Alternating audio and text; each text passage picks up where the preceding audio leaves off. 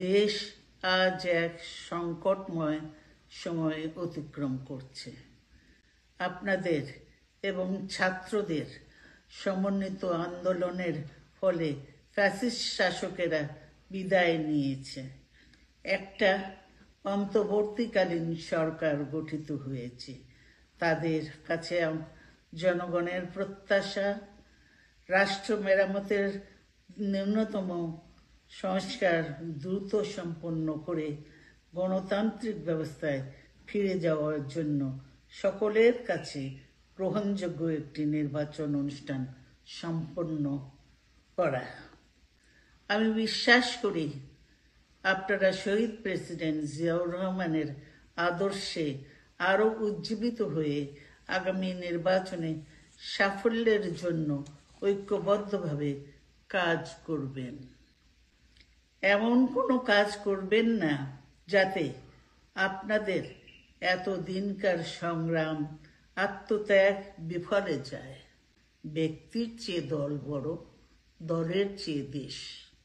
আমি যুক্তরাজ্য থেকে অসুস্থ অবস্থায় আপনাদের আহ্বান জানাতে চাই, আসুন জনগণকে সম্পৃক্ত করে বাংলাদেশ জাতীয়তাবাদী দলকে পূর্বের ন্যায় আন্দোলন, সংগ্রাম ও রাষ্ট্র পরিচালনায় নেতৃত্ব প্রদানে আরও ঐক্যবদ্ধ এবং সুসংগতভাবে গড়ে তুলি।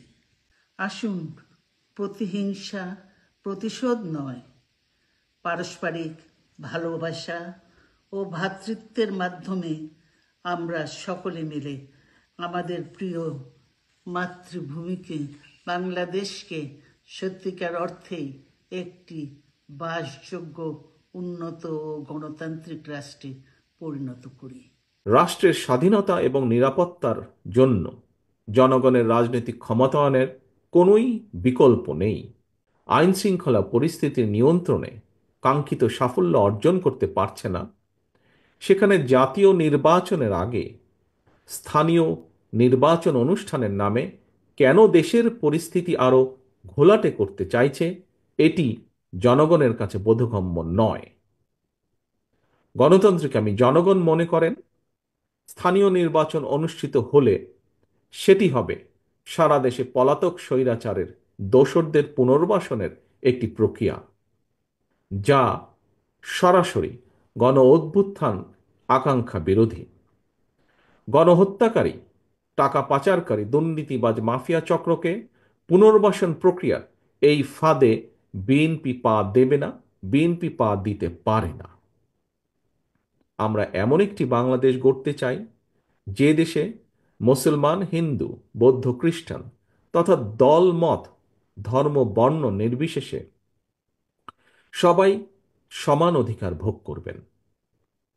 তবে দেশের পরিবর্তিত পরিস্থিতিতে কোটি কোটি নেতাকর্মী সমর্থকদের এই বৃহৎ রাজনৈতিক দলের কোনো কোনো নেতাকর্মী হয়তো নিজের প্রতি সুবিচার করতে পারেননি। তাই আমি আপনাদেরকে আবারও বিএনপির প্রতিষ্ঠাতা, স্বাধীনতার ঘোষক শহীদ রাষ্ট্রপতি জিয়াউর রহমানের একটি বার্তা স্মরণ করিয়ে দিতে চাই। শহীদ জিয়া বলেছিলেন, ব্যক্তির চেয়ে দল বড়, দলের চেয়ে দেশ বড়। দলীয় শৃঙ্খলা ভঙ্গ কিংবা দলের ইমেজ ক্ষুণ্ণ হয় এমন কোনো কাজকে বিএনপি বিন্দুমাত্র প্রশ্রয় দেবে না। আমরা ফ্যাসিবাদকে তাড়িয়েছি, শেখ হাসিনাকে তাড়িয়েছি। আমরা এখন অপেক্ষা করছি আমাদের জনগণের যে আশা আকাঙ্ক্ষা, আমাদের দলের প্রতিষ্ঠাতা শহীদ প্রেসিডেন্ট জিয়াউর যে স্বপ্ন, একটি আধুনিক সমৃদ্ধ বাংলাদেশ রূপান্তরিত করবার, যে আমরা অনেক ত্যাগ স্বীকার করেছি। আমাদের ইতিমধ্যে অনেক মানুষ চলে গেছেন, আমাদের ভবিষ্যৎ অনিশ্চিত হয়ে আছে। আমাদের অনেক যুবক ছেলেরা তারা চাকরি পায়নি, আমাদের অনেক নেতা কর্মী তারা পালিয়ে ঢাকা এসে রিক্সা পর্যন্ত চালিয়েছেন। আমরা নিশ্চয়ই এমন কিছু কাজ করব না যা আমাদের দলের সুনামকে ক্ষুণ্ণ করবে এবং আমাদের যাত্রাকে ব্যাহত করবে। আমি দৃঢ়ভাবে বিশ্বাস করি যে বাংলাদেশ জাতীয়বাদী দল সব সময় পরিবর্তন এনেছে, পরিবর্তন নিয়ে এসেছিলেন, সংস্কার করেছিলেন, প্রথম শহীদ প্রেসিডেন্ট জিয়া রহমান, এরপরে করেছেন দেশনেত্রী বেগম খালেদা জিয়া, আর এখন করছেন আমাদের জনাব তারেক রহমান। আসুন আমরা আমাদের সেই নেতা, আমাদের প্রতিষ্ঠাতা, আমাদের স্বাধীনতা ঘোষক, তিনি যে স্বপ্ন দেখেছিলেন সেই স্বপ্নকে বাস্তবায়িত করার জন্য, দেশনেত্রীর আপসীর নেতৃত্ব গণতন্ত্রকে প্রতিষ্ঠিত করবার জন্য এবং আমাদের নেতা জনাব তারেক রহমানের সবার আগে বাংলাদেশ এটা প্রতিষ্ঠা করবার জন্য একযোগে সবাই কাজ করি, এটাই হোক আমাদের আজকের এই অধিবেশন থেকে সিদ্ধান্ত।